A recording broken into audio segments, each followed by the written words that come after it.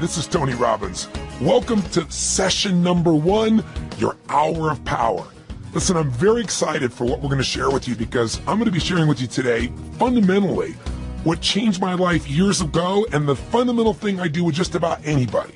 I mean, what I do when I'm working with a president of a company or a young person, a pro athlete or a mom or a dad. Somebody wants to make a change, and we're going to go beyond philosophy into the real mechanics, the real strategy, the real tools.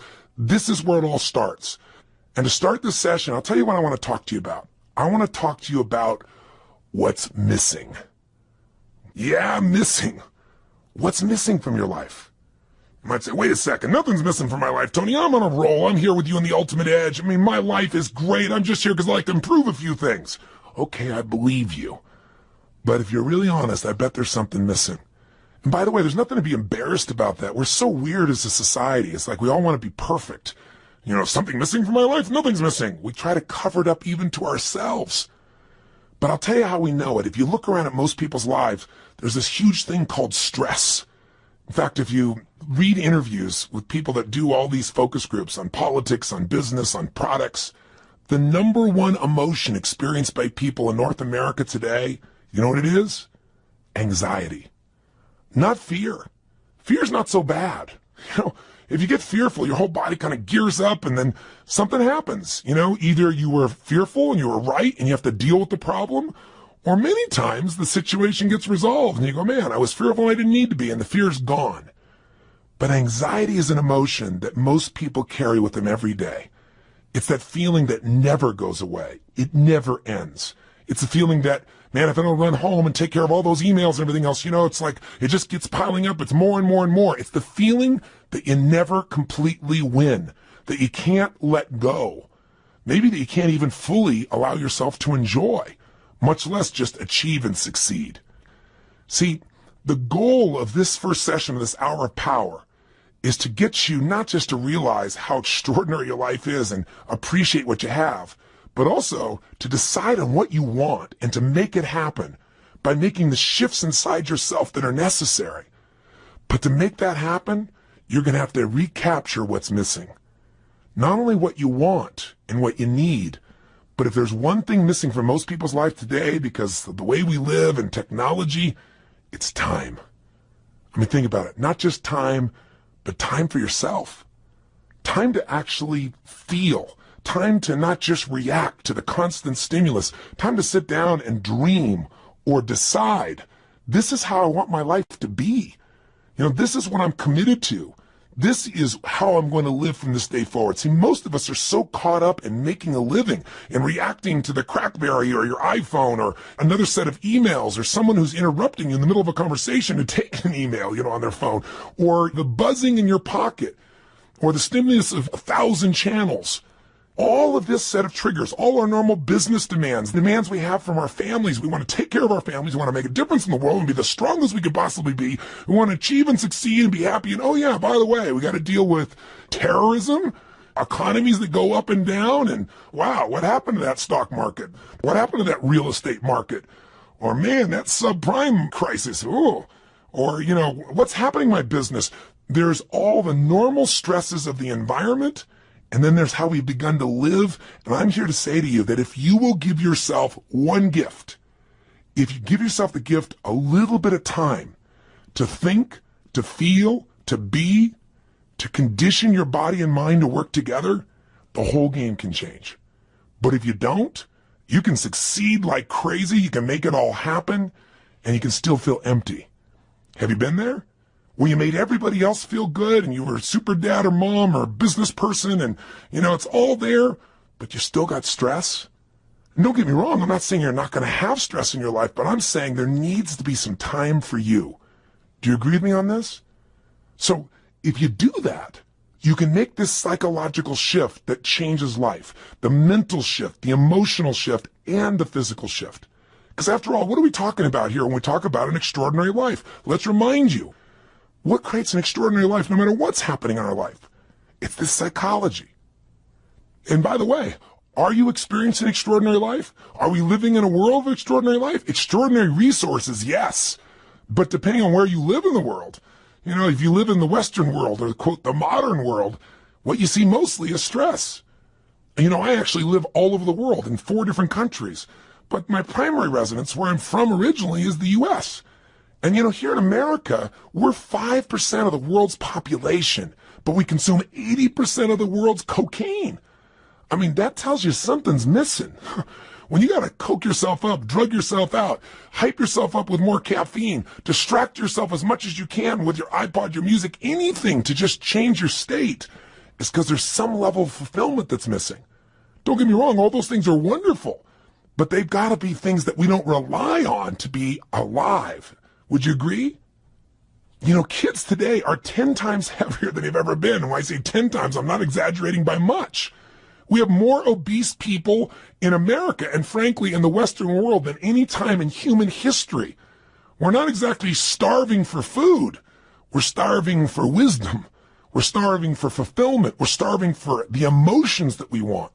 And so most of us turn to drugs. And it isn't always a medical drug or even an illicit drug, but rather it's the drug of food. It's the drug of distraction. It's the drug of alcohol or cigarettes or something to be able to just kind of cope with the stress that's in our life. But that doesn't mean we have a better life.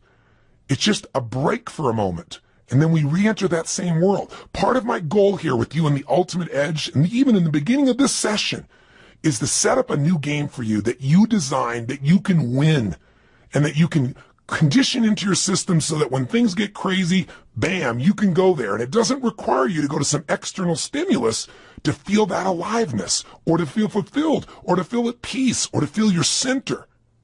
So my goal is to get you to develop a couple of simple habits, to make a few simple decisions, to take a couple of actions that'll begin to create a momentum for your life that will take you to the point where you will stand tall and say, I love my life. This is what I've always dreamed about.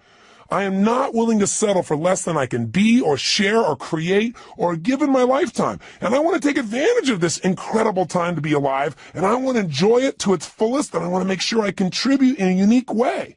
And 500 channels of television with nothing on but infomercials, and 8 million different forms of computers and music and email and instant messages and beepers and cell phones and remote access to the internet, none of that's going to transform your life.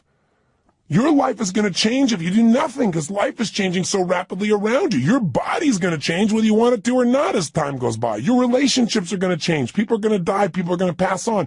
People are going to change their beliefs and values. Everything in your life is going to change. You don't have to work at change. Change is automatic. Progress is not. To get the edge, you have to decide that you're going to make progress in your life. You're going to have to decide that you're not going to be one of those people just drawn by the river, and you also can't get off the river and just sit on the side because life keeps moving. You got to step in the river and you got to direct your course by knowing what you want for your life. Now, why don't most people do this? Because most of us are so stressed, we never take time for the thing that's really missing, time for ourselves. And what's really missing is we don't ever contribute to ourselves. We're so busy taking care of our children and worrying about our spouses and our friends and making sure at work we're accomplishing the tasks on time. And the last person who gets taken care of is us. And we live in a society that's supposed to be so selfish, so many people talk about, but the truth of the matter is most of us are working so hard to make sure everybody else is happy that we aren't happy within ourselves. And so I want to talk to you about what's missing. Time for you. I mean, when do we really stop and feel? I mean, really feel, remember who we are and what we're about and what we want from our lives. Most of us never find that time. And so what happens to most of us is since we're constantly in the action of doing, you know, the old phrase, we're not human doings, we're human beings. It's kind of corny, but it's true. We don't take the time to be. And so what occurs is, out of the stress of doing, constantly competing, trying to make sure we achieve, we contribute, take care of the family, and we make everything happen, most of us to survive look for a way to stop and distract ourselves.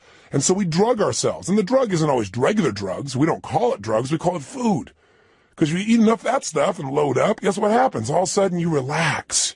You know, especially if you overeat, all that blood rushes into your stomach, you know, and you start to breathe again. Do you ever notice when you're going, go like this, you're not breathing very much? That creates just a bit of stress.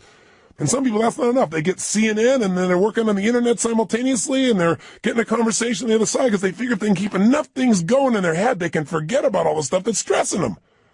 You know, they don't even care about what's on the television. They don't really care about what they're surfing on the net. They just need an escape. But you know, you'll never escape your way to fulfillment. You'll never escape your way to joy. You'll never escape your way to an extraordinary life. The only way you get that is by deciding what that means to you. What is that extraordinary life? What is that fulfillment? What is it you want? And that's got to be a process that is consistent, not something you do once in a while when you got a birthday with a 0 on the end. Not something that you do, you know, at New Year's where you sit down and go, all right, you know, I better look at my life, see how I'm doing. All right, let's make some resolutions that I know I'm going to break within the week. And then I'll check in on them maybe a year from now, next New Year's, and see how I'm doing. That's called recipe for failure. Do you think most people in life are fulfilled? Or are most people in life stressed? Now, let me tell you, stress is a code word for fear. See, when somebody says they're stressed, that's because they don't want to say I'm fearful. You go, no, I'm just stressed. I have all these things to do. Well, why are you stressed about it? Well, if I don't get them done, if you don't get them done, what? Well, then everybody will be upset. Well, what if they are a little upset? Well, you know, well, then I'll have failed. Well, if you fail, what does that mean? Well, you keep on digging. If they fail, they feel like if they failed, then they're worthless. If they're worthless, they won't be loved. You know, stress comes from making things more important than they really are. And most people in life are spending all their time majoring in minor things. They're putting all their focus, all their energy, all their attention on responding to the reactions of the moment, rather than stopping in that timeless place of who you are and saying, gosh, what is it that I really want today? What do I want to create? Because I got to tell you something. Everything in the outside world, everything around you that you like or dislike, that's stressing you or that you're thrilled about, was first created on the inside. Everything that you're experiencing in your life, your relationship, the way your kids are, your job, your opportunities, it all started with decisions you made in your head. Decisions about what to focus on, decisions about what things were meaning, whether you should be upset about it, whether you should learn from it, whether this is a challenge, an opportunity, or a crisis. And the decision about what you're going to do, these decisions are shaping your life. You got to understand, getting the edge simply means this. 80% of success in anything in life is psychology. The ability to manage your mindset, your ability to find the opportunity in any situation. This isn't stupid positive thinking where you just sit around and, you know, go to your garden and say there's no weeds, there's no weeds, there's no weeds, there's no weeds. I don't believe in that kind of positive thinking. It's garbage. There's weeds there and you got to pull them out. But you got to have enough intelligence, enough psychology to say, I'm not going to see it worse than it is. Because, you know, people say I'm skeptical, I'm pessimistic. Oh, garbage. You're fearful. If you say you're skeptical or you're pessimistic, what you're really saying is, I'm afraid of being disappointed. I don't want to get my hopes up. I don't want to look naive. So I don't want to be hurt again. But I got news for you. If you're going to have an extraordinary quality of life, if you're going to get the edge in life, where the passion and the juice and the joy and the fulfillment and the happiness and the love and the family is, where the Quan is, like Jerry Maguire talked about, right? Where you got it all. You got the love, the respect, the connection, the contribution, the money, the fun, the fame, the whatever. Whatever your definition of the ultimate level of life, that edge comes when you master your mind and your emotions. But you know what? 20% of your success is mechanics, and they do play a role. And sometimes our mechanics are getting in the way of our psychology. Sometimes we've structured our life where there's no time to think or be. So you say, okay, if you ran into a rave, what am I supposed to do? All right, you start to kind of say, I should take some time for myself. Where am I going to find that? I got to get up. I got to take the kids to school. I got to make it to work. I get it all done. I come back home. I got to pick them up. We got to take them to dance lessons, to soccer. Well, you know, then I got to work on my homework. Then I got to answer all my emails. When am I going to do this stuff? Stop. We all get what we have to have. That's it. The most basic principle getting the edge is for you to understand and for me to remember, for all of us to remember, we all get our musts, we don't get our shoulds. You know, everybody's got a list of shoulds. I should take time to work out. You know, I should take time for myself. I should actually go on a diet. I should make more calls. I should just allow myself to listen to some music and meditate a little bit. I should do my taxes. But most people doing this stuff, they just what I call should all over themselves. You don't want to should all over yourself. Here's what's true. What you must do, what you believe is a must, happens. Right now, you're earning what you must earn and not a dime more. Not what you want to, don't get me wrong. And listen, I know I sound like I'm ranting. That's because I'm a nut. But by being a nut, I've achieved a lot. I've achieved a lot of things in my dreams and goals that have happened because what I am is I'm unreasonable in my expectations. So if I sound unreasonable, it's not to be disrespectful and it's not just a rant. It's because I know I've spent the last 30 years of my life now with more than 3 million people from every walk of life, from presidents of countries to presidents of companies to parents to children, best sports people in the world. I've had the chance to find the difference in people, and the difference is in their unreasonable psychology. That unreasonableness has gotten them to say, this is a must and I will settle for nothing less. And those individuals, whether it's a woman like Rosa Parks on a bus who says, no, I will not move to the back of the bus. That was completely unreasonable. She had no way to back it up, and she changed the world. Or a little lady, tiny woman with no background, no education, no money, who decides she's going to change the world, Mother Teresa. A person who, by the power of her will, her psychology, her unreasonableness, by making it a must to help people that no one would help, by making that her must, she changed the world. When she died, every major leader in the world flew. 100,000 people lined the streets to watch a woman who supposedly had no resources. Unreasonable men and women shape the world. If you want to get the edge, you got to get unreasonable. The way you get unreasonable is you turn your shoulds into musts. And I'm here to tell you, you're earning what you must earn. You have the time you must have. If you say to me, I really want a relationship, but I'm not in one, then your relationship's a should and not a must. What's really a must is you don't want to be hurt. It's a must not to be hurt. And if it's a must not to be hurt, you're not going to be in a relationship. Because if you're going to be in a relationship, there's going to be hurts. That's part of the nature of a relationship. But there's going to be more joy than you could ever imagine, too. Right? The advantage. You want to get the edge? Get over your fear. And tell yourself the truth. We got to take a specific time each day where you break away from the hypnosis of the culture that tells you to settle for less than you can be, that tells you not to get your hopes up, that tells you should protect yourself, that tells you that basically your life cannot be what you dreamed about as a child. And I'm here to tell you that as long as you buy into the culture, you'll be like the majority of the population who have no advantage and have to settle for a life that really is what I call no man's land. A life where they're not really happy, but they're not unhappy enough doing anything about it. A life where there is no passion and no real drive. Just that sinking feeling that your life does not have a real meaning or a real purpose, but you got to continue. That's a place no one wants to live, and it's unfortunately where the majority of people live. Do you agree with me on this or disagree? If you disagree, I'm respectful of that. But if you want more, and if you believe that that's possible, and you're the kind of person that won't settle, then this is the first session in you reclaiming your power. It's the first session in you putting your foot down and saying, I will not be denied. It's the first session in you saying, my body, my mind, my emotions, my relationships, my finances, my career, they're not going to be perfect, but they're going to be extraordinary. And it won't be overnight, but what will change overnight is my expectations of myself. Not my expectations will suddenly be perfect without any work. This is not a little cajoling session to say, I'm going to pump myself up. I'm going to be Stuart Smalley and say, I'm good enough, I'm strong enough, I'm kind enough, and by golly, people like me. No! Some people don't like you. Some people are going to fight to try and keep you from achieving. Some people are going to tell you you're wasting your time. And some people are going to try and trip you up are people that you love. And it's not because they don't love you or they're trying to hurt you. It's they don't want to be left behind. Or they don't want, your success to make them feel inferior, like you're achieving, or even if you're not succeeding, even if you're striving, and they're not, there's contrast in that. That's part of life. You don't have to think anything else is to be dumb, and you're not dumb, or you would have turned this tape off a long time ago. So give this thing to somebody I don't like. This guy's crazy. I am a little crazy, but you gotta be a little crazy. You gotta be a little different. You gotta be a little weird in your expectations of the rest of society, because if you agree with everybody else, you're in trouble. Somebody told me a long time ago, find out where the masses are going, go the opposite direction, your chances are better. You don't want to be part of the hypnosis of a culture that settles. Not if you want the advantage in life, not if you want the edge. And again, the edge is living life on your terms. It doesn't mean the edge over something or someone else. It means living at the level of life where life is fully worth living, where that meaning is there. So how do we do this? What do we need to do today to start this process?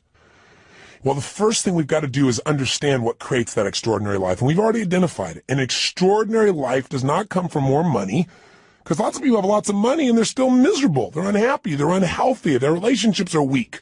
And there are people who have no money whatsoever who are totally happy and fulfilled. It's not coming from having a great relationship. That doesn't give you extraordinary quality of life. How many people you know have an incredible person who loves them totally, but they don't feel loved? Or they feel loved by them, but they still feel like their life is meaningless or worthless because they haven't achieved enough. They haven't done enough. Their body's not strong enough. Their kids haven't accomplished enough. See, it's not going to come from money. It's not going to come from relationship. It's not going to come from your job. It's not going to come from getting a raise. It's not going to come from anything but you finally stopping and understanding that the quality of your life is in direct proportion to the quality of the emotions you're in on a daily basis. If you live in frustration, if you live in resentment, if you live in anger, if you live in rejection, if you live in self-pity, if you live in those emotional states, the quality of your life, no matter what happens, no matter how much money you get, no matter how many people think they love you, no matter how much you achieve, will be worthless. If you live in a space of gratitude, if you cultivate the emotion of passion, if you cultivate the emotion of excitement, of love, of compassion, of drive, of hunger, of ambition, of appreciation, of grace, of humility, in those states, it won't matter what happens in your job. It won't matter what challenges come, because they're going to come. I mean, it's only a matter of time. You'll have another one soon. We all got problems. Problems are a sign of life. And the way we deal with them determines the quality of our life. And the way we deal with them is, where do you spend your time emotionally? Where are you? That idea of an extraordinary life only comes from an extraordinary psychology, which is a mindset that allows you to find an empowering meaning in whatever life gives you. I mean, I meet people all the time that are so upset over the littlest things. And you meet somebody who's terminally ill and you don't even know it. You don't even know. You find out later on from somebody else. They're so happy. They're so excited. And you talk to them and say, how do you do this? And they say, listen, to me, it's not how long I live. It's how I live. I'm here to live fully while I'm here, while I'm alive. I'm going to get upset about little stuff like that. I have a friend that was shot down in Vietnam, was locked up for 7 years. His name is Captain Jerry Coffey. And Captain Coffey and I have been friends for several decades now, but I'll tell you, the greatest thing he did that allowed him to make this one of the best experiences of his life, which is ridiculous as that sounds, he really experiences and believes, is because he developed a set of rituals while he was in that prison that allowed him to take control of his body, his mind, his emotions, and to this day, they live inside him. One of the most valuable things of this session, the reason we call it this hour of power, and the shortcut to it, by the way, is called 30 minutes to thrive, or at least 15 minutes to be fulfilled. Everybody's got 15 minutes, is a set of rituals of what you're going to do with your body, your vision or focus, your emotion, your language, that will gear you up to be able to handle anything. Where literally whatever happens, you'll be able to say the same thing about that aspect of your life as Jerry Coffey said about those 7 years. See, in any moment in time, you can be upset about anything. Because what's wrong is always available. I mean, if there's nothing wrong with you, if you got kids, there's something wrong there. I promise you. Just look. Or there's something wrong with your spouse. There's something wrong with your boss. Or there's something wrong with the world. There's something wrong in Africa. There's something wrong somewhere.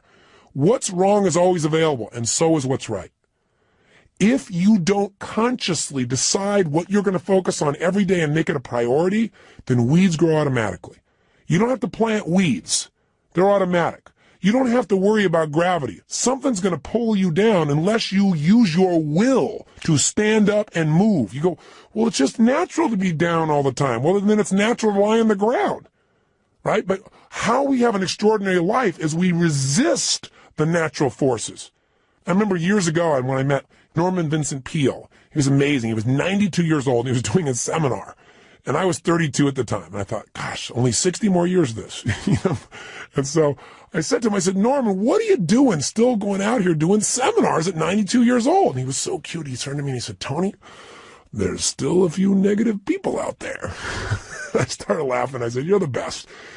And I said, tell me, what's the most important thing you want people to understand when you're talking? He said that problems are a sign of life. He's the person I got that from. I said, what do you mean? He said, well, everybody's talking about how they don't want any problems. He said, but the only people without problems are people that live in cemeteries. And I said, I heard that somewhere. He said, well, yeah, I said that in 1936. I said, my God, he's been around a while.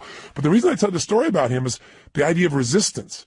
He said to me, when he first met Gene Tunney, who was the heavyweight boxing champion of the world back then, he said, I went up to Gene and I said, Gene, how do you get muscles like that? And Gene looked at me and said, do you really want to know, or are you just asking? And Norman said, actually, I was just asking. But he said, I didn't say that to him. I said, yeah, I want to know. And he said, Gene looked at me. He got really intense. He put this grimace on his face. He made his bicep really huge and showed me the size. And he said, you know how I get this? Every day I push against enormous amounts of resistance, and my pushing against that resistance sculpts these muscles. They expand by demand. I thought, wow, expand by demand. That's pretty cool. And Norman looked at me and he said, you know, I thought about that for a long time. He said, you know what I realized? He said, I realized that God gives us problems because problems are the resistance that we have to push against to sculpt our character, to sculpt our souls. And he said, if we didn't have any problems, we don't have a life. And I thought, you know, he's right. The only thing I want is a better quality of problem.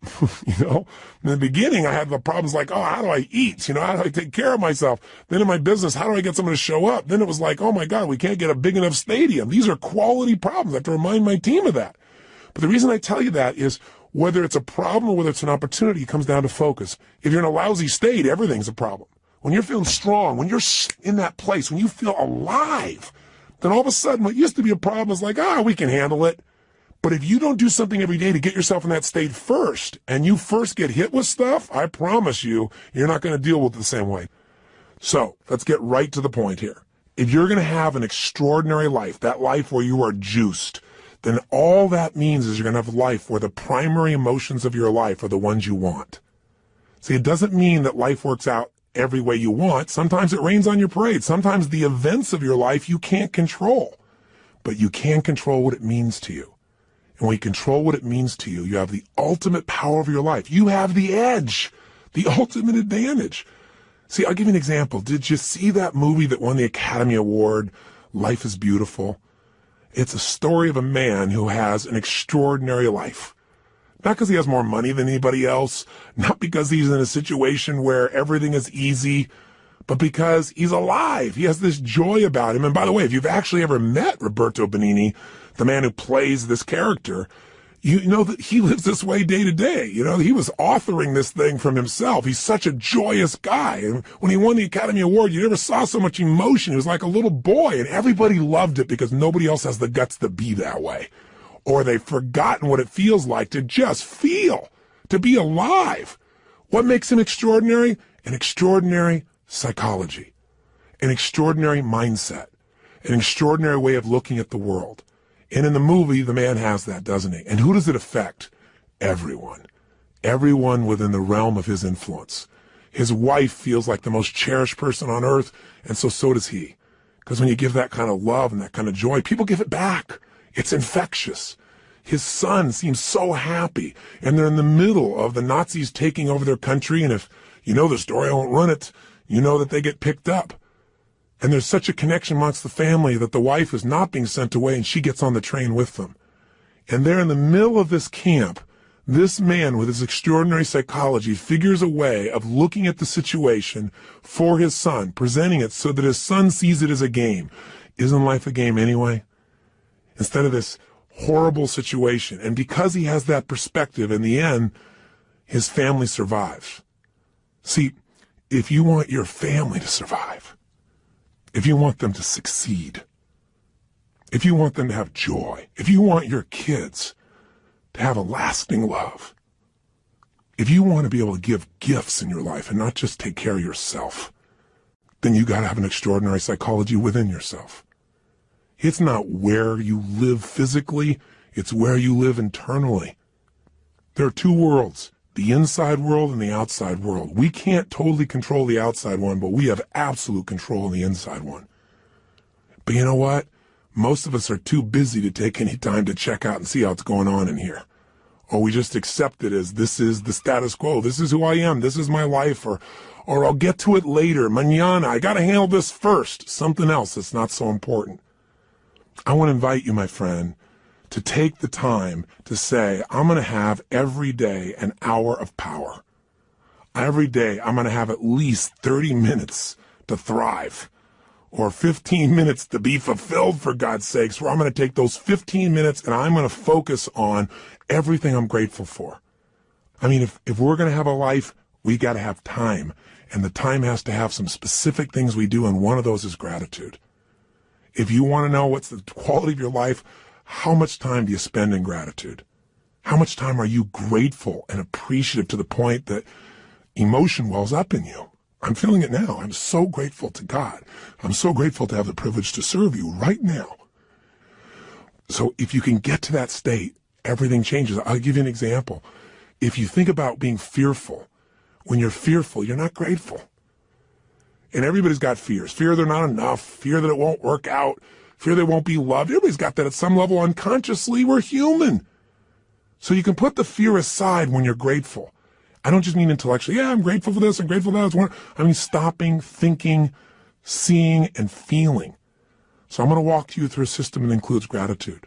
Every day of our life, we got to have a vision.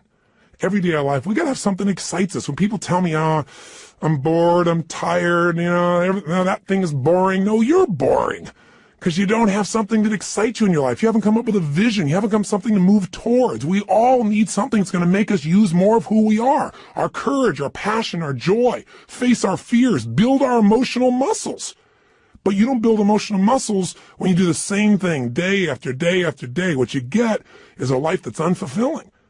So we've got to have a vision. So every day I'm going to take you through a simple process that'll get you to expand your vision. So you have a compelling future. That thing that makes you want to get up early. There's a reason. You got to have a reason. And I have friends that have sold their companies. One guy sold his company and made almost $1 billion in cash, about 800 million plus. And he was so excited for about 2 months, maybe 3. But you know what? After that, there's only so much time you want to sit on the beach by yourself because everybody else is working, and doing something and being productive. There's only so many cocktails you can take. There's only so many, movies you can watch. There's a limit to it. What he needed was a new vision. Anytime you achieve a goal, as you get close to it, you better set up the next one real quick, because otherwise it's kind of like postpartum. You were looking forward to that baby, and now you got him. And sometimes in the middle of the night, you're going, what did I do here? Have you ever had that experience? I got 4 kids. I can relate. I hope you can. But you know what? You also have the experience on the other side of it. It's so wonderful. It's kind of like you got to have a vision for what your life's about now. Without a vision, people perish. And you got to have a daily vision that'll excite you. Otherwise, life becomes mundane. And there's nothing worse than an okay life. I told you, you're not going to have that when we're done here. I promise you, if you get this little habit, you won't have to settle for a mundane life. What people are going to go is, what happened to you? Because there's an excitement in creation. There's not a lot of excitement in maintenance. You have to maintain your body. You got to maintain things, but creating things, that's what God created us for. Gave us the gift to make choices that could create new things, businesses, ideas, families, friends, a garden. And it's available to every one of us. But if you don't got a vision each day, then the day is not going to have much juice, is it? So every day there's got to be a little time for vision, right? Time for gratitude, time for vision. Every day you got to move. I'll tell you why most people are unhappy. They don't move. Look at our lives today.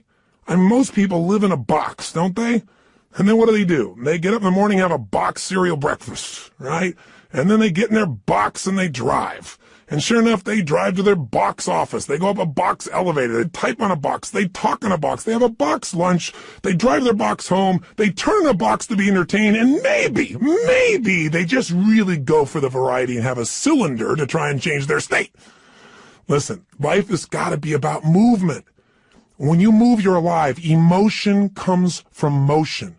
The more you move, the more you feel. Motion in your voice. For me to have this voice change, I'm changing the way I move. You saw me right now, you think I'm a maniac because I'm moving different ways, but that's how you feel. And by the way, the less you move, the less you feel, the less alive you are. If you're totally rigid, totally inflexible, no movement, this is known as death, right? So if you have emotionally, you're stuck, move. So every day you got to move. Now, that can be a simple, gentle form of exercise, but it's something that's got to happen. And by the way, if you want a great relationship with anybody, what do you got to have? Some time with them, don't you? How about you? How about you? And not only do you have to have time with them, but maybe have a conversation with them. And most of us got conversations in our head, but we're not directing them. So we're going to show you each day how to have a conversation that you direct. A way of directing your mind, of shaping your mind, of conditioning your mind. It's kind of like going to the gym and just getting in the best shape of your life, but it's the best mental, emotional, spiritual, physical shape, and you don't need me to do it. I don't have to follow you around the rest of your life. This is going to be something you're going to do for yourself. And remember, if you don't do this every day, it's okay. I don't do it every day either, but I'll tell you what I did. I did it for years. I did it for months in a row. The way I shifted myself is I realized I can't do this once in a while. I got to drive it in my body. And I did. The physical change, the focus, the language, until I literally felt it, breathed it, experienced it. I mean, I literally drilled and programmed my mind that I would follow through, where I would expect the best, where I would take action without hesitancy. If you're not yet getting the result, come back to this process. If you miss a day, just do it the next day. But I will tell you this, if you do this for the next 30 days, 21 minimum, couple of weeks, absolute minimum, I'm talking at least 15, 20, 30 minutes, you're going to get momentum. You're going to get addicted to this. You're not going to be doing like it's a chore. You're going to look forward to this time with yourself. You're going to come out so vital and strong for your day, or at the end of the day to get ready for the next one. You're going to love it. And I will tell you, I've talked to people who've done this for years and then they stopped for a while and then something else showed up in their life and they know exactly where to go to get back on target. They come back to this hour of power. And you don't have to do the full hour. Just do 15 minutes to be fulfilled. Do 7, 8, or 9 minutes where you move your body. You get focused on what you're grateful about. You focus on what you really want. You do some incantations and you'll be rocking and rolling. And if you do that, you'll get momentum. Pretty soon you go, oh, let me do at least 15 minutes. Oh, man, this is feeling good. Let me go for a half hour. Don't you deserve at least 30 minutes out of your day? Out of 24 hours? An hour out of 24 hours to have the power and the juice and the excitement and the strength be activated in you? Listen, all this stuff's in you. But if we don't focus, if we don't activate it, we're not going to have the power and fulfillment we deserve. But if you do, I'm telling you, life, whatever you've dreamed about creating or shaping or experiencing, it'll be our cartoon compared to the experience you'll actually have of your life or what you'll really create. I know this not only from my own experience, but from millions of other people who do it. This has got to become your baby, your time. Take it, use it, live it. By the way, this is a process you're going to do for yourself. I'll be here for you on this audio program, this Ultimate Edge, but you don't need me. This becomes a ritual you can do on your own. You ever want to kick in the butt or you want some guidance, come back here and I'll be here for you. But this is something you can do for the rest of your life. It's not creating any dependency. This is your life. This is your process and it'll be your reward. So, how does it work? Well, let's do this first. It's time for you to make some discoveries. So I'm going to ask you, just take a moment. And if you have our journal there, you can do it in a journal. You can do it on a piece of paper. You don't make it rules driven. Just do it. Don't just do it in your head. I want you to write down all the emotions you experience in an average week. And on one side, write all the good ones. The other side, all the bad ones. Now, when I say bad ones, there really are no bad emotions, but the ones that are painful and you don't like. So all I want you to do is write them down. And when you write them down, try not to edit them. Don't try and say, well, just do it this way. If you experience this emotion on a consistent basis, doesn't mean every day, but at least once a week, write it down. The ones you consistently feel, not the one once in a while you feel this feeling, because what this is going to tell us is where you're really living right now. This doesn't tell me your income. I don't care. But I care about what you're passionate about. I care about what hurts you. I care about what you love. I care about what moves you. And you do too. And you don't even have to tell me the what's. Let's just figure out the feelings first. So please take a moment right now, because now we're going to begin to stop talking and we're going to start the process of doing. First step here is let's figure out where you are. Write down now, on one side, all the emotions you consistently feel in a week that are positive. On the other side, all negative. So stop the tape right now, or if it's a CD, just pause it and get yourself to this right now. Go ahead. Are you still listening? I'm not going to continue until you do this. Come on here. You got to get there right. Don't just listen. Okay, if you're in your car and you say you can't do it, then turn off the CD or tape, stop it, pause it, and do it in your head at least. Or pull the car over. You're worth figuring out where you are. Cars are going to go by. You're going to drive the rest of your life. You're still going to get there. It'll take 3 minutes. Come on, be one of the few who do. Pull over. That's it. Pull over right now. Sit down and write this out just for a second. I promise you it'll be worth it. Go ahead and do it. Do it right now. So now you have some emotions that you really want. How do you create them? And you have some emotions you don't want. How do you get rid of them? What if I told you you literally could change how you feel in an instant? Well, you know this is true from your past experience at times, right? There are times where you're totally upset and then something got your attention and now you're laughing. You know, people can be literally at a funeral and they're in a terrible place and all of a sudden something cracks them up. I mean, it's pretty rare, but it has happened. People can be in a place where they're in the worst situation and somehow they find all their determination. How to do that specifically is what I want to show you real quickly now. And I'm going to give you a quick overview of it, but I'll give it to you in 3 parts. 3 things you need to feel anything. These are the reasons why you feel anything. In other words, if you feel sad or upset or frustrated or depressed, there's only 3 reasons. And if you change any one of these 3, you're going to change how you feel. And if you change all 3, you'll change how you feel completely. If you're feeling happy, if you're feeling excited, if you're feeling euphoric, if you're on a roll and you want to know why you feel that way, yeah, maybe great things are happening in your life, but there's a reason why you feel that way in this moment. Sometimes you have great things happen in your life and you still don't feel great. So how do you do that? There's 3 reasons. 3 things have to be in place for you to feel great. I call these 3 reasons the triad because there are 3 patterns that if you do these 3 patterns in your body in a certain way, you'll get a certain result, and it's like a recipe. You do one recipe, you get one result. You do another one, you get a different result. You get one kind of cake or another. So let's give you an example. I have an initial seminar, an immersion, where in one weekend, people get massive momentum to change their life. It's called Unleash the Power Within. It's a chance in a weekend to really step up and say, I'm going to transform it. I don't care if it's my body, my emotions, a fear, my job. It's time to do it. And we put people in an environment for 3 days of total immersion that is a blast, and people come out transformed. That process, though, very often, one of the first things I'll do is I'll ask people, what do you really want? I'll take people in the audience. We got 1,500, 2,000 people in that type of program usually, and they'll say, oh, well, I want to make, $1 million. I want to make $1 billion. I want to help my kids get through school. I want to have more confidence. I want to lose 57 pounds. They say, okay, great. Why do you want these things? If you lost the 57 pounds, if you made the $1 billion, what are you going to get? And sooner or later they'd say, well, if I change the world, it'll make a difference. And I'll say, yeah, but what will that give you? And eventually say, well, it'll make me feel good, like my life had meaning. Or they'll say, if I lost 47 pounds, I'd feel more sexy, or I'd feel more energetic. Or they'd say, if I made this money, I'd feel freedom or power or secure. Whatever it is you want, you only want it because you think it's going to give you a feeling. And the truth of the matter is you can have that feeling right now if you just change these 3 patterns I'm going to tell you about.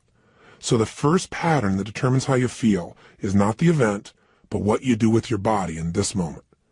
Right now, you're feeling, whatever you're feeling right now as you're listening to me, is related first to how you're using your body.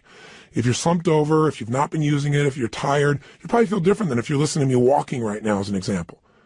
Now, I'll give you a more specific example. If I were to tell you that there was a depressed person behind curtain number 1 over here, and for a $100,000 donation to your favorite charity, if you could describe them physically without seeing them, I bet you could do it, couldn't you? What's their posture like? Say it, or think it at least. You can say it, no one's going to hear it. You're probably in the car. You're walking, people talk on phones all the time. They don't know what's going on. Speak to me. Seriously, what's their body like? First, their posture's probably what? Slumped. Where are their eyes? Down. Where's their head? Down. What's their breathing like? Full or shallow? Of course it's shallow. Their facial expression, up and tight or slack? You know it's slack. Now, how come you know all these things without me telling you? Because you've practiced this stuff before, haven't you? We all have if we've ever experienced this. Now, if you do this with your body, I don't care who we are, if you do these things to your body, you're going to feel lousy. You're going to feel depressed. Now, if you change the way you use your body, if you put your shoulders back, if you breathe, if you use your voice in a different way, if you move or gesture at a different tempo, it's hard to feel depressed in that way. In fact, there was a research study that was done early in my career that was done at UC Berkeley. And they did something that sounded insane. Traditionally, if somebody's depressed, if they go to a traditional psychiatric approach, today we live with a philosophy that depression is merely a Prozac deficiency. That we live in this world today that if things aren't working out, let's not resolve what's going on inside you. Let's just drug you. It's called better living through chemistry. Yeah, just drug you and keep on going. We do the same thing with kids today. We got this attention deficit disorder. They've now upgraded it to ADHD, attention deficit hyperactive disorder. This couldn't be the fact that kids are overstimulated, don't get enough focus or attention, and don't know how to use their energy in a world where things are going so slow when they're learning in school compared to how they are on the internet or on MTV or anything else. It must be that we should drug them into submission so they get as slow as us and we're comfortable. It's an interesting way that we look at life today. The truth of the matter is these kids are using their bodies in ways that aren't acceptable, but they're not being directed. We go for the quick hit. We want the instant solution, even if it isn't the long-term solution that makes us more healthy. You can get a solution, but it may not be sustainable in a healthful way. The bottom line is, in that approach, we usually drug people. So at UC Berkeley, they tried something different. No drugs. Did something you're going to think sounds so stupid. Here's all they did.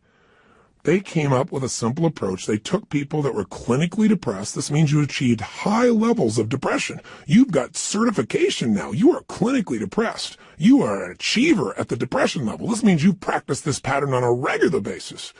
And they took them, and by the way, I know I'm sounding obnoxious right now. I'm not trying to make depression sound like these people are terrible, because I felt it in my life a long time ago too, but I don't go there anymore because I know exactly what creates it. And I want to break the pattern of us thinking we're not in control. So please understand where I'm really coming from. But the point is, here's what they did. They had people come for 4 weeks, stand in front of this mirror that has 3 parts to it, and do one silly thing. Grin from ear to ear. And they had to make them smile for no good reason for 20 minutes. Now, when they're doing this, they had to grin so big that they created crow's feet on the side of the eyes. You know, that little set of lines, you're smiling so big? Now, interesting, they keep their shoulders back while they're doing this and breathe fully. You go, dumb idea. But what happened? Not a single person was able to remain depressed, including a woman who claimed that she was depressed even while she slept, which is one heck of an accomplishment. And you know what's interesting? At the end of these 20 days, many of them had no need for medication anymore, and that's all they changed. Only one part of what we call their triad. Just the physical part. That's how powerful it is. See, if you rise up, if you move up, if you use your body in a totally different way, you're going to feel different. Emotion is created by motion. See, we have 80 muscles in our face. How many of them are you using consciously? Are you doing anything different with your body so you can feel different? Or do you do the same things so you feel the same things? You look at your list you have written down there. That list represents a few patterns that you do in your body on a regular basis and you don't even think about it. And whenever you do it, you're going to feel it. Some make you feel good when you do that. Some make you feel bad. By the way, when you think about a movement, to breathe, you got to move. To sing, you got to move. To speak. If I start talking like this, I'm moving organs in my body in a different way than if I start speaking more like this. And I said, hi, I'm Tony Robbins, and I'm going to share with you now how to have an extraordinary life during the next 7,000 hours of this program. You got, turn this guy off quick. There's got to be some combination of energy there, and that energy comes because I'm not sitting in a chair here. I don't have a script in front of me. I'm looking at this microphone. I'm visualizing your face, and I'm trying to think what I can give you that I know will make a difference based on 25 years of experience. And I'm telling you, the number one thing is change the way you move. Change the way you use your body, and you'll change the way you feel now. Instantly. I don't care how bad you felt if you change it. Now, if you just change it for a second and you move your hands up for a moment, you make a little minor change, you'll get a minor change in feeling. But if you make a radical change, if you go, yes, I'm doing this now, I'm sick of this, I promise you're going to feel different if you go, I don't know what to do. I know this sounds so stupid, but it works. And you know what? The best study of life is what works, even if it's simple. It's nice to have things simple. Why do we have to make it so hard to feel good? Here's the second part of the triad. The second part is the pattern of focus and belief, and they relate to one another. See, whatever you focus on, you're going to feel whether it's true or not. Have you ever had an experience where somebody did something, or you thought somebody did something? Even better example. You heard, you thought, and you thought they did it to take advantage of you. And as you focused on that, you got angry or sad or hurt. And then later on, you found out you were dead wrong, that either they never did it, it wasn't true, or that wasn't their intent, and you felt bad about it, or you felt embarrassed. How can that be? Because whatever we focus on, we feel, whether it's true or not. Focus equals feeling, just like the way you move affects your feeling. See, right now, if I said to you, what are you juiced about in your life? What could you be excited about? If you really wanted to be excited in your life right now, what could you be excited about? Or what are you proud of? Or what could you be proud of if you wanted to be proud? Or who in your life do you really love? Who loves you? Think about it for a moment. Who do you really love? Who loves you? By the way, how does that feel when you focus on or you think about someone you love? See, whatever you focus on, you're going to feel. Focus equals reality to the individual, even though it's not reality in actuality. I'll say that again. Focus equals reality to the individual, even though it's not reality in actuality. That's a complicated way of saying whatever you focus on, you're going to feel, whether it's true or not, because your brain doesn't know the difference between something you vividly imagine, that's called focus on, or something you actually experience. It's very powerful. If you use this to your advantage, it means something very simple. How fast can you change how you feel? As fast as you change your focus. As fast as you change the way you move. See, right now, if you're focused on something that's really upsetting or something you're worried about or something you're fearful about, you're going to feel those feelings. If you focus on something you're really grateful for, you're going to feel a totally different set of feelings. See, you are in control and you can change your feelings in an instant. The problem is we don't believe we can change that fast. And the second problem is we have patterns of doing this, don't we? We tend to, on a regular basis, focus on what overwhelms us or focus on what we're upset with in our spouse or focus on why we failed in the past. And if you keep focusing on things where you didn't succeed, guess what? You're going to feel like a failure. And when you feel like a failure, you're not going to take action to make things better. You can't build on the past that doesn't work. But you can also focus on what you want, on what you want to create. You can focus on the solution. Hey, when you got a problem, everybody's got problems. But 95% of your time has got to be spent on the solution. 5% of the problem. Most of us spend all the time describing the problem more and more detail, and we wonder why we feel overwhelmed. Focus is the secret key to changing, and you can do it in an instant. One way to change your focus is to change the third thing, your language patterns. See, all day long we're thinking. What's thinking? All day long you're asking and answering questions with yourself. Should I do this? What does this mean? Why is this? Where is this going on? That's what initiates thinking, is a question. You know what the problem is? We have patterns of questions we ask that don't serve us. Some of us ask questions like, how come this always happens to me? Well, it doesn't always happen to you. But if you ask a lousy question like that on a regular basis, your brain goes, because you're an idiot. How come I can never lose weight? Well, you can lose weight, but ask a lousy question, ask and you shall what? You receive. How come I can never lose weight? Your brain says, because you're a pig. Come up with a better question, for God's sake. See, questions direct us. Questions are a form of language. And if you want to change your life, one of the things I have people discover is what questions you're asking. And also, what phrases do you say a lot? Because phrases hypnotize us. We have certain words by themselves that'll change the way you feel. If somebody says to you, hey, listen, I think you're mistaken about that. You might have one feeling. They go, you're wrong. You feel something very different just by the language. If somebody says you're lying, you have a whole different feeling, don't you? One word can change the way you feel when someone else speaks it to you. The words you select powerfully affect you. And I don't mean just being positive and doing the Stuart Smalley thing where you got positive self-talk, right? And you say, I'm good enough, I'm strong enough, and by golly, people like me. No. I mean noticing the habit of the words and the emotions they create. And then third part of language is the phrases that you say with such emotional intensity that you start to believe them. We call those incantations. An incantation is like, if you remember studying mythology, a sorcerer would tell a prince over and over again a phrase over and over again with such intensity that he'd be hypnotized and he'd think that he was a frog. And so, of course, he was a frog. That's what he experienced. We experience whatever we focus on. We feel whatever we picture. We feel whatever we say to ourselves. We feel whatever we do with our bodies. Those are the three patterns. If you change those three patterns, any one of the three, you're going to change how you feel. If you change all three, you're going to radically change how you feel. If you change the pattern of how you use your body, if you change the pattern of what you focus on daily, which, by the way, I'm going to show you a technique for doing today that could change your life. Very simple. If you change the pattern of what you say to yourself with the emotional intensity you say it, you're going to change the pattern of how you feel. Now that means you could pick any feeling you want and say, if I want to feel that way, what do I do with my body? When I'm in that state, how do I move? How do I speak? What do I do? Let me try it. When I'm feeling that good, what do I focus on? What do I really focus on? And by the way, what does it mean to me when I focus on it? Because you can focus on something and one person looks at it and says, because that happened, that's why I can never be close to another man or woman in my life. That's why I can never trust again. And somebody else had the same experience. They go, because that happened, you know what?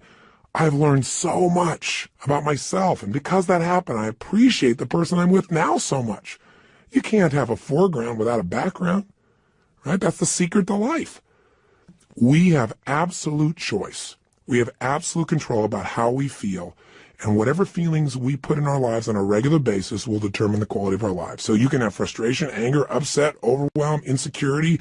You can be fearful. You can live in a state of guilt, worry, whatever, or you can live in a place called passion, joy, thankfulness, gratefulness, connection, love, wonder. And if you create those emotions on a regular basis, are you going to have a different life? You bet you are. Okay, so how do we take these three understandings and make it so we don't have to think about it, but we actually, on a regular basis, condition ourselves to have the great emotions we want and get rid of the emotions you don't want. Well, first step is awareness. See, next time you start to feel like, oh, I'm so frustrated, I'm so angry about this, notice what you're doing with your cheeks. What are you doing with your mouth? What happened to your breathing just now to do that? What's happening to your eyebrows? Are you tightening your fingers in your hands? Because we all have very specific things we do to get into our version of anger or frustration or tired or overwhelmed. Does that make sense? Just notice what's happening in your body. Say, okay, I'm not breathing. That's a clue. Let me start with a little change there. My mouth is so tight, I can't even talk. That might be a clue why you're a little uptight. So loosen your jaw. Second thing, okay, what am I focusing on? I'm focusing on how, this isn't working. Now, to help you understand the belief part, ask yourself, in order to feel this way, what would I have to believe? In order to be frustrated, what would I have to believe? I have to believe that it should be better than it is, and it's not, and it's not working. Well, maybe it isn't working, but is that going to help you to focus on it isn't working? Let's focus on what we can do. Or if you say, I feel like it's hopeless because in order to feel hopeless, I have to believe that there's nothing I can do. Is that really true? Is there's nothing you can do? Or are you just caught up in a state? Are you just caught up in a pattern? See, if you ask yourself, what do I have to believe to feel this way? It'll help you to break that part of the triad because you'll start to say, yeah, that isn't really even true. All right, so that'll help you there. Third part of awareness is to say, okay, what am I saying to myself? Why do they do this? How come they always do these things? Why don't they ever listen? Well, I'm asking a lot of lousy questions because they may listen sometimes, but I'm saying they don't. I'm saying it with total intensity. Of course I'm going to feel bad. Let me change what I'm saying. Let me change what I'm asking. How can I turn this around? What do I need to focus on to make this work? What's the truth here? Maybe I can't control it all, but I can control what it means to me. What does this really mean? If you just have that awareness and you break your pattern, you can get out of a negative emotion in a moment. Then you can say, well, how do I want to feel? To feel like that, what would I have to focus on right now? What would I have to believe? I have to believe, I can turn anything around. I may not like it, but I can make it happen. It's just another challenge that God's given me to sculpt my soul. Throw it at me. That's what this is about. Now, here's what you can do that'll make this part of your life. You make it a simple ritual. When you use the word ritual, some people think of something religious or something, hocus pocus. Rituals, a simple word for rituals would be habits. But I think rituals is better because every person has rituals, whether they know it or not. In fact, your rituals equal your results. If you look at your life and let's say your body is not where it wants to be, I promise you, whether you know it or not, you got rituals. What do? You start your day the same way each day. I'm sure you start your day by first going on a wrong walk or exercise approach. You eat really consciously. That's why you're overweight, right? Wrong. You may be starting off at Starbucks, and then you're going for that muffin, and then you're rushing off and not really taking care of yourself, and so your body never gets the right start. And what do you end up doing when you get to the office? You have a set of rituals. Whenever people are failing, they have rituals that cause them to fail to achieve what they want. Listen, if you come home and the first thing you do when you go home is you go straight into turning on your email, and flip it on, or you flip on the news in the background, and you do all these different things. If the first thing you don't do, people have rituals in their relationships. What's yours? What's the first thing you do consistently each day when you go home? I know every day's different, but there's some overall patterns, aren't there? People who have a great relationship have a very different ritual than people that don't. There may be people that love each other, but there's no passion because what's the first thing they do? Their ritual is come home, hey honey, a little kiss on the cheek, and then boom, go straight and turn on the email. Or boom, go and turn on the news or something in the background. Or say, I gotta go take a break right now. They don't connect. They don't have some ritualistic way to connect that produces energy and excitement or playfulness or fun. You meet a couple that are really in love, they have fun things. The first thing I do, and I'm not saying we're the ideal, but this is the weird thing we do. I come home, the first thing happens, the door closed, I go, Lucy! Because I remember as a kid watching Lucy and Arnaz, and sure enough, I love Lucy. My wife is a crazy mofo. My wife is a crazy nut, right? That's why we're made for each other. And it creates a different tone, a different energy. And then oftentimes we do different things, but all of a sudden I'll say, where are you? And she'll hide.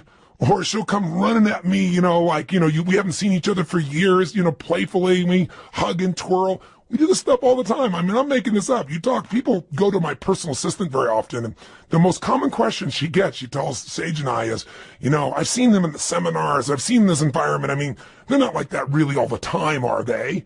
I mean, that's how bad our society's become, because most people's rituals do not produce playfulness. They don't produce passion. They don't produce sensuality or teasing or flirting. It happens with somebody at work, but maybe not with the person you're in love with at home. See, rituals shape your life. So what this is about is discovering a set of rituals that'll make you stronger for every area of your life. But I want this also to become kind of a trigger for you to say, okay, if I'm not thrilled with a certain part of my life, what's my ritual in that area of my life? What are my financial rituals? Is it avoidance? Do I really get focused on it? Do I pay attention to it? Because if it's not working, you got the wrong ritual. Find someone who's succeeding and find out what they do differently and do that. Your life will change. That's the essence that we're starting with. So we're going to give you a simple, fundamental ritual we call the Hour of Power, or 30 minutes to thrive, because everybody's got 30 minutes, or at least 15 minutes to be fulfilled. So what does it look like? Here's what it is simply. At the end of the session, there's another CD you can actually take with you on a walk. You can go and make this process happen, and I'll guide you through it in case you forget how this works, but it's pretty simple. It has 3 parts. Here's what you're going to do. The first step is that you want to make sure that the moment you wake up in the morning, there's no hesitancy to get up. So you start to train your body, which is training your mind. Remember, your body and mind are linked. Whatever you do with your body, it's going to affect your mind. You want to train your body to jump out of bed immediately with energy, without hesitancy, and to start moving. Because remember, emotion comes from motion. We've got to move. Now, ideally, you would exercise in the morning. There's a lot of reasons to do that because of all the times. And by the way, I'm a night person, so I understand if you go morning, I ain't jumping out of bed in the morning. I turn on around midnight or 1 in the morning, and sometimes I don't go to bed till 4 or 5. So what I'm talking about, you can adapt, but just hear me out. The ideal time to work out is in the morning, because if you exercise in the morning, you turn on your metabolism, and you have it for the whole day. If you don't exercise, you get no metabolism, and you just keep gaining fat, and your body loses its strength, and you lose muscle every single year, especially as you age.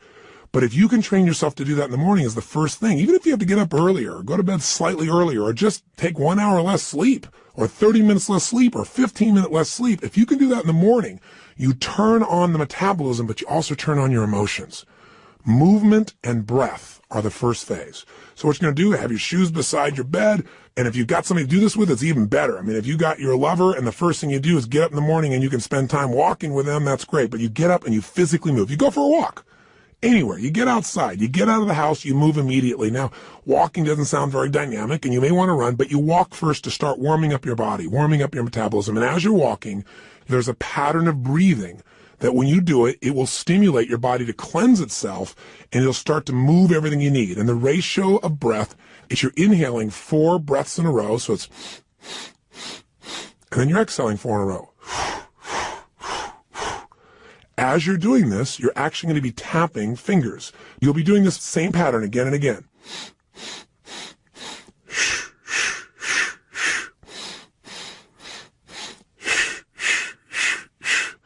This pattern of breathing will alter your state. You will literally, after doing this for about 5 minutes, begin to feel radically different. Now, you're going to inhale through your nose, as you probably heard, and exhale out your mouth. Now, this is something called breath walking. There have been studies done on this at MIT, and it literally alters brain functioning, but you don't have to know the studies to be able to feel what it does in your system. So all you're going to do is for the first 5 minutes, enjoy yourself. Get up. You don't have to worry about, oh, I got to run right now. My back's sore. You just get up and you start to walk. You walk for about 5 minutes with this breathing pattern. Step 2, you get grateful and you begin to visualize. So in phase 2, what you're going to do now is you're going to cultivate the emotion of gratitude. What you're going to do very simply is, remember I said fear disappears when you're grateful. The minute you're grateful, you're rich. When you have everything in your life to be grateful for and you don't feel that emotion, you got nothing. You're poor. So this has to be a daily emotion. It's like the antidote to all the stress, the antidote to all the frustration. But you got to cultivate it, because if you go into a state of depression on a regular basis, pretty soon your body goes there automatically because it's conditioned, it's trained. It's like what we call anchoring it. by going into that physiology, by breathing, and by visualizing. So what you're going to do is you're going to focus on and ask yourself, what are all the things in my life I'm grateful for while you walk? So you're outdoors, you're moving, so your pattern of physiology makes you feel good.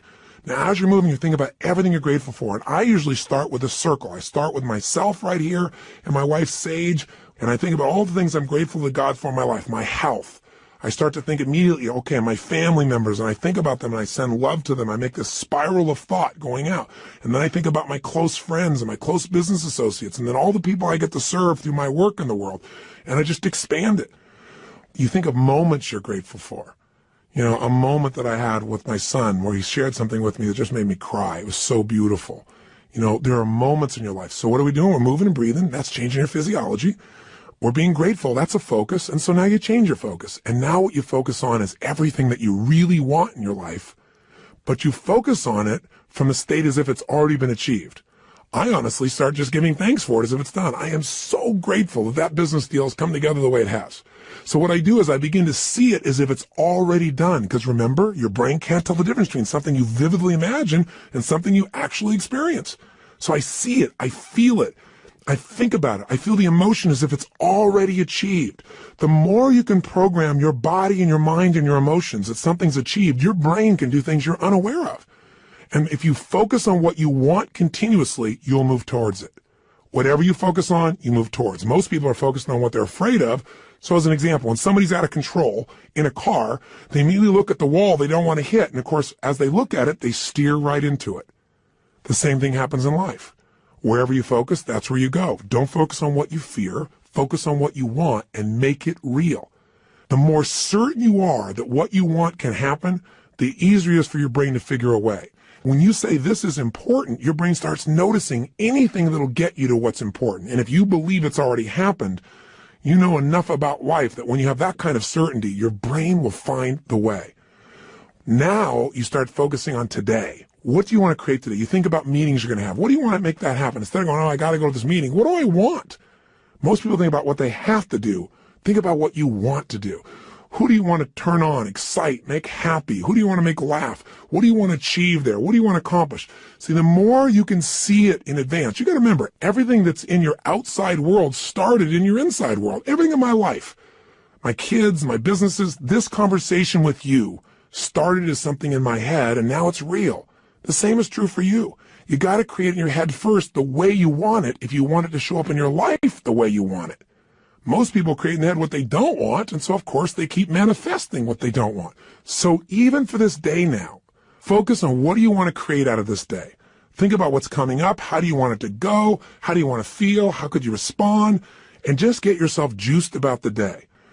So now what you need to do is incantations. So if you're walking, as you're walking, you can be doing this. You can even be doing it with the same breath you started with, where you can be going, I love my life. I love my life. I love my life. You go, that sounds so positive, thinky tone. But you know what? If you do it over and over again, you're going to be vibrating. I've done incantations my entire life. It's how I've conditioned myself. 25 years ago, when I first started speaking, I was 17 years old. I'd made some changes in my life really quickly, and I started sharing it. And I didn't have speaking skills, but I had a state. You know when you're in state and things just flow? It's just like having a conversation. You don't have to think about it. It comes out of you. But I made myself get in state because I was fearful. So I said, I got to focus on how to serve, not on am I going to do a good job. I need to focus on giving, not on how am I going to do. If you focus on how you're going to do, you're going to get worried. So I created an incantation, and I've done it for 25 years before I go on stage every single time. If anyone's been backstage, they'll see what I do. I make a big change in my body, take an explosive breath, shh, and I do this thing I call a power move that stimulates my body so I'm at the strongest state I can be. Second thing I do is I do my incantation. And what I do is I say this. I say, I now command my subconscious mind to direct me in helping as many people as possible today to better their lives by giving me the strength, the emotion, the persuasion, the humor, the brevity, whatever it takes to show these people and get these people to change their life now. And I do it again and again and again. Now I can do it once today, and I'm there. Because I used to do this literally for 45 minutes driving someplace. I'm driving my old Volkswagen Bug. And I'm supposed to do this speech to share with people how they can do these things. Or I'm supposed to meet this person one-on-one. And I would literally chant this out loud. Now, why do you do it out loud? Because if you go in your head, that doesn't affect you. Speaking engages your physiology. And when you speak with certainty and intensity, it conditions you. So the bottom line is you do this while you walk. So if you're conscious about this, you can do it under your breath, like I said. You can do it in a breathing pattern. You can do something simplistic, like, every day and every way I'm getting stronger and stronger. As you're jogging, as you're walking, every day and every way I'm getting stronger and stronger. Some old phrase from an old book from years ago. Anything will work as long as you say it with intensity. Every day and every way I'm feeling happier and happier. Every day. And you say it again and again. And what you'll actually get is a rhythm. I'll tell you what incantations do in case this sounds stupid to you. Maybe it'll help. Have you ever made the fatal mistake of going to Disneyland and getting on a ride called It's a Small World After All? If you have, you know the power of incantations, because what's stuck in your head for the next 3 weeks? That song in 37 languages, right? Or if you hear a song and you get it in your head and you can't get it out, and it goes on and on and on. Well, this is a way to get the right idea in your head and condition it, but not just the idea, the feeling. So now what you need to do is exercise, ideally 20 minutes, no less than 15, 30 even better. And if you can do 45 minutes, that's wonderful. And that's how you get to the hour. And so at the end of this hour of power, you want to celebrate. You want to say, my God, I got myself to do this thing that set me up for victory. Now, you won't have to work at celebrating, I promise you. You'll feel so good, you'll be vibrating, especially if you did the incantations. Now, this process, you might say, well, I'm not going to run 5 times a week. And you don't have to. You can just go on a walk. And you can do this process, this hour of power of focus, and you can spend 10 minutes on gratitude, 10 minutes on visualizing, 10 minutes on what you want to have happen today, and do it in 30 minutes. This is your freedom. But I can tell you, if you'll give yourself an hour, where 15 or 20 of those minutes are based on these 3 things: massive changes in your physiology that make you feel great, massive changes in your focus that make you focus specifically on gratitude and specifically on what you want to have happen and feeling like it's already been achieved, and then massive changes where you push your body to be stronger and you make some incantations, you say some phrases over and over, at least 5 or 10 minutes of it, you will have conditioned your mind, your body, your emotions, and your spirit will soar. And now you will deal with problems radically differently. There won't be problems, there'll be challenges for you. And more importantly, you'll be excited to connect with people. You'll be excited about your projects. You will affect people around you in a different way because you will have an extraordinary psychology. Now, by the way, these fundamental rituals, they really come down once again to doing something to change your body, something to change your focus, something to change your language. And where did I come up with this? Well, the biggest changes of my entire life have always been engaging those 3 forces. I mean, I've called it the triad then, or the hour of power, but these are the things that changed me. When I was in my very early stage of my life and my mother and father got in this major conflict and my mom got really upset, so she kicked my father out, and you get a sense of who was the power in the relationship by that description, don't you? But the bottom line is she thought I was on his side, so I went out next, and it was Christmas Eve, and I had to figure out how to survive. And so one of the things I did was I stayed at some friends' houses. I dealt with, I lived a pretty intense and crazy life at that stage. I was 17 years old, and I was working as a janitor. And I worked in a place called San Marino, California, and I was living in a city called Azusa. I was still in high school, and I would literally take buses to be able to get to this place in San Marino. I worked with 2 banks, Security Pacific Bank and Lloyd's. And I loved being a janitor because I could work in the middle of the night and you got paid for results. Instead of lollygagging along, man, I kicked butt. I went in there, put, the equivalent of my iTunes on, but in those days, it was this big 8-track portable player. That shows you how ancient I am.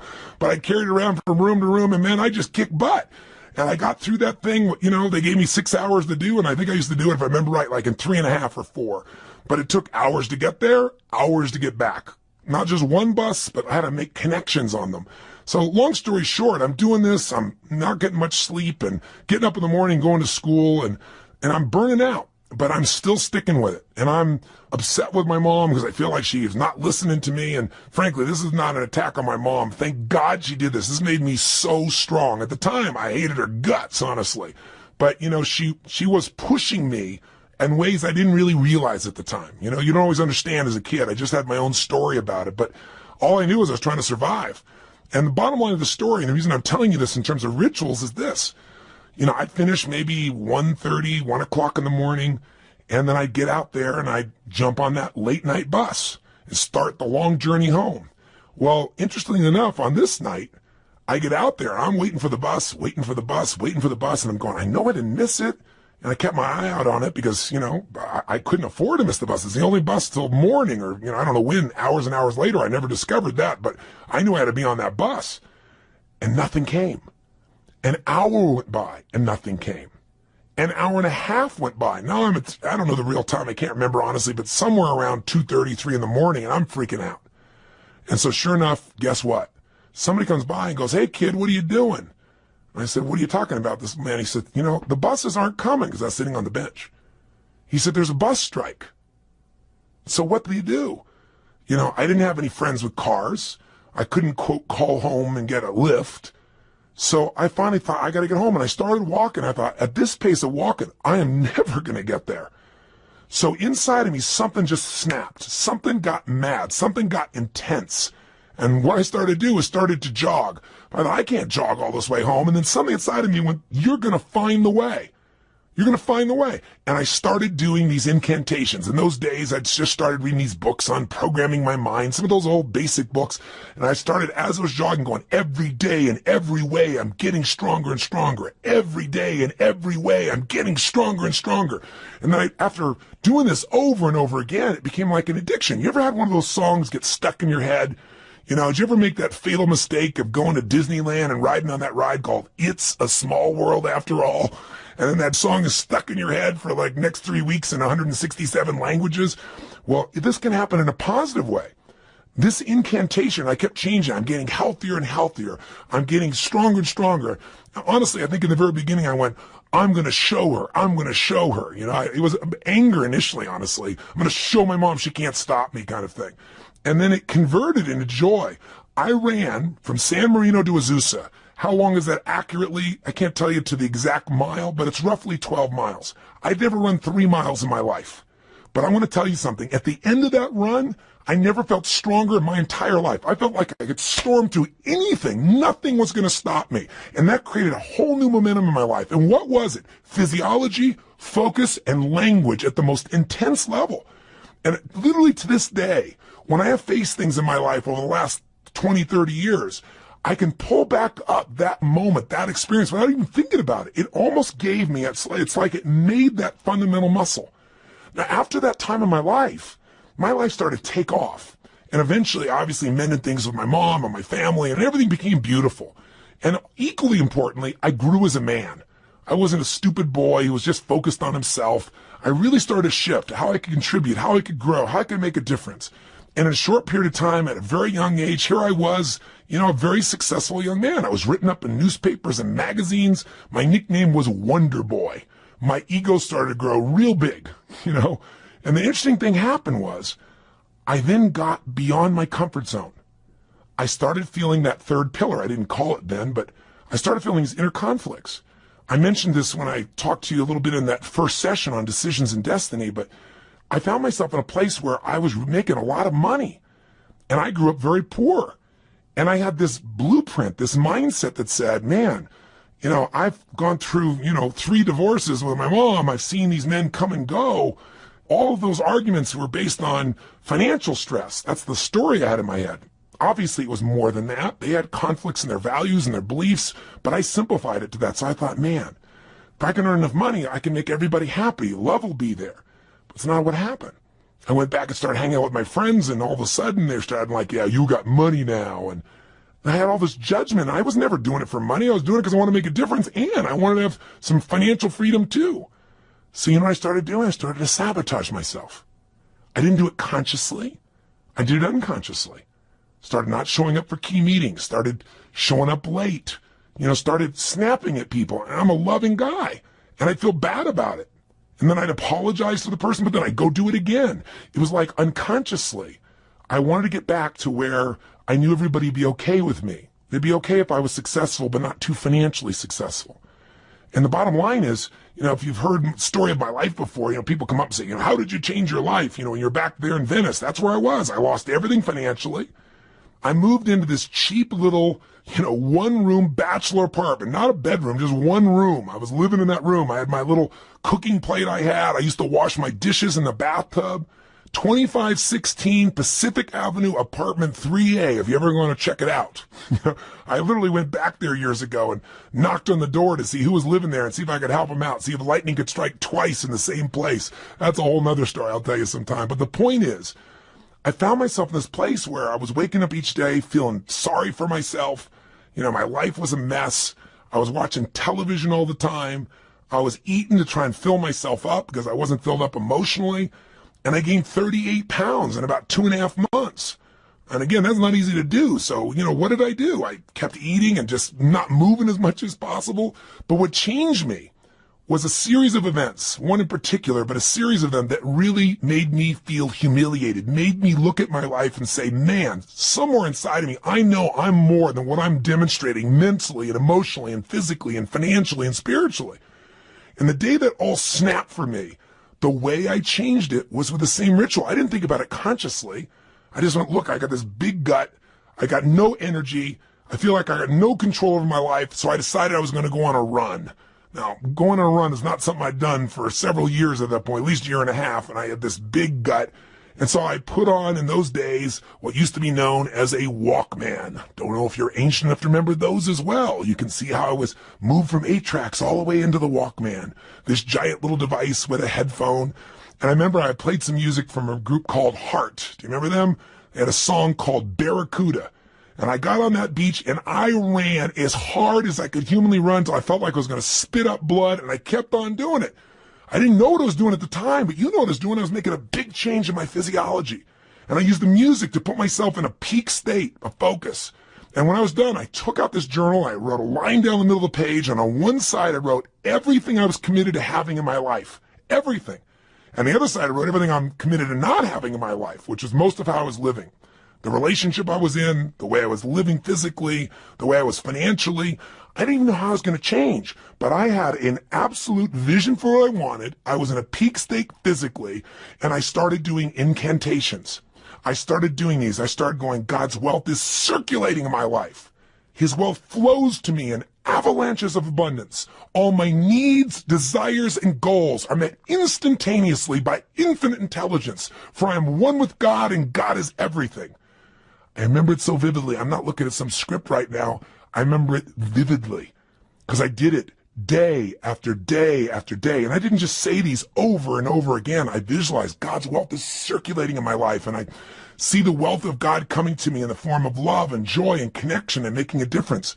His wealth flows to me in avalanches of abundance. And I'd imagine avalanches of joy, of happiness, of impact, of money, of love, of fun, everything. I'd image it. I'd feel it in my body as it was happening. God's wealth is circulating in my life. His wealth flows to me in avalanches of abundance. All my needs, desires, and goals are met instantaneously by infinite intelligence. And I would say it with that intensity and see it. For I'm one with God, and God is everything. Over and over and over and over again, till I would wake up thinking these thoughts. God's wealth is circulating in my life. I would feel this connection to God. I'd feel this connection to nature. I'd feel this sense of abundance. And sure enough, whatever you focus on, where focus goes, energy flows. I started looking for answers. What did I do? An hour of power. And I continue to do this today. Anytime I want to strengthen myself, and sometimes I'm not even trying to strengthen, I just want to get in the state of momentum, I go and do my hour of power. And I do it different ways, but it always includes a change in the physiology, my focus, my language, my sense of vision and gratitude. And I can do it different times and create all kinds of variety and use music and elements, but it never leaves me. And by the way, I promised to tell you exactly what Pat Riley did. I said, how did Pat, when he lost the second game of the NBA championship, 2 in a row, and he's looking at his players and he sees that they don't believe they can turn this around, and all the media saying only 2 teams in history have ever been able to come back from 0-2 and win the championship. And, you don't have a historic team here. It's not like you have the greatest players in the world on your team. He's hearing all this.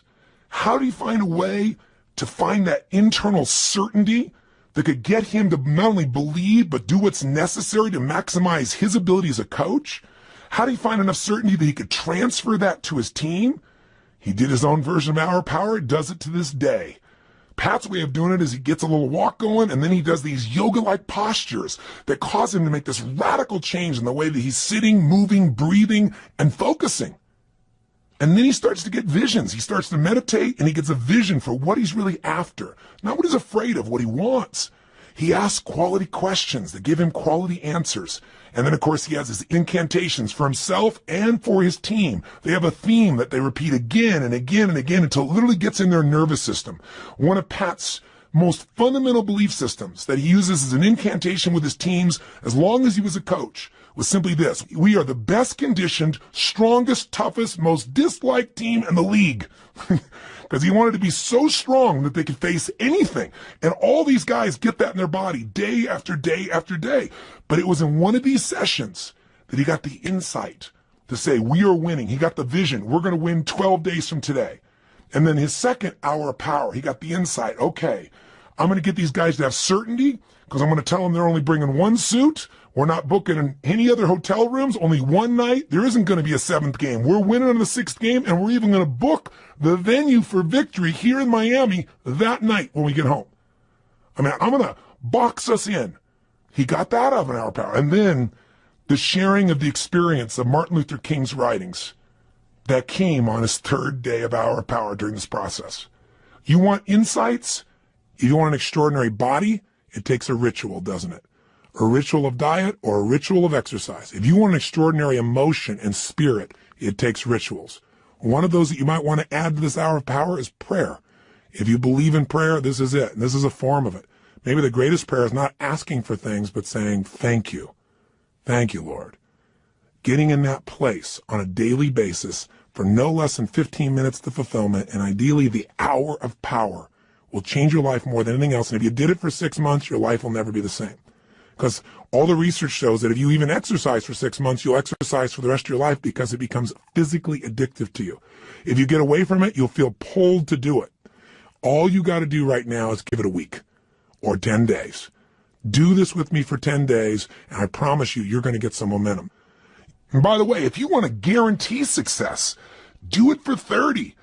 This process works. All you got to do is give yourself the gift of a little bit of time each day. Are you going to do it? Are you going to follow through? You bet you are. And I'll be with you each step of the way. Now, I know this audio session is much longer than any other than a workshop, because I really wanted to hopefully engage you. My goal was to do everything I could to get you to give yourself what you deserve and to tell you the 3 things that you got to take control of and to remind you of the fundamentals that your life is nothing but your emotions. If you get the right emotions, you'll work out. If you're determined, you'll work out. You can change a state that fast, but you got to get the habit. Are you sold? I hope so, because the sale is for you. It's not for me. It's for you to create what you want long term. If you will do this, and you'll even do it 4 days a week, if you'll just get a habit that you'll commit to and not break, your pride will soar. Because when you just discipline yourself a tiny bit, and by the way, this doesn't feel like discipline, it feels like joy when you do it. But if you discipline yourself just a little bit, you get a positive habit you've consciously created, it spills over into all the areas of your life. So thank you for listening. And what I want you to do is, tomorrow I want you to go do this first thing in the morning. I want you to start out your day by doing this hour of power, or this 30 minutes to thrive, or these 15 minutes of fulfillment. Just do it. And by the way, if this sounds complex and I've overloaded you because it's been a long session, don't worry. I'll walk you through it fresh as we do it, but make sure you get started. The hardest part is the first step. The hardest part to get is momentum. So, my friend, I plead with you. Give yourself this gift each day. I mean, this is really one of the most important decisions of your life. And I hope my crazy, outrageous approach pushed you in the right direction and didn't push you away. I hope somehow I found my way into your heart or your intellect or whatever part of you we've got to reach to push the button that launches your life to the next level, to the level it deserves to be. So this is the beginning of a brand new journey. And I'm really grateful that you've allowed me to be your coach in this first part of the process. I think we can make immense progress. So let's start taking real action. Let's not just talk a good game, you and I. Let's do it. Just get your butt out there, because once you get out there, you'll get out there again and again. You'll get that momentum. It'll take over, and the best of you will start showing up every day. And when the best of you shows up every day, you're going to start appreciating yourself, and so will everybody else. So today, look around you. Keep your eyes open for magic moments. They're all around. And be sure, if nothing else today, you live with passion today and every day. I'll look forward to seeing you.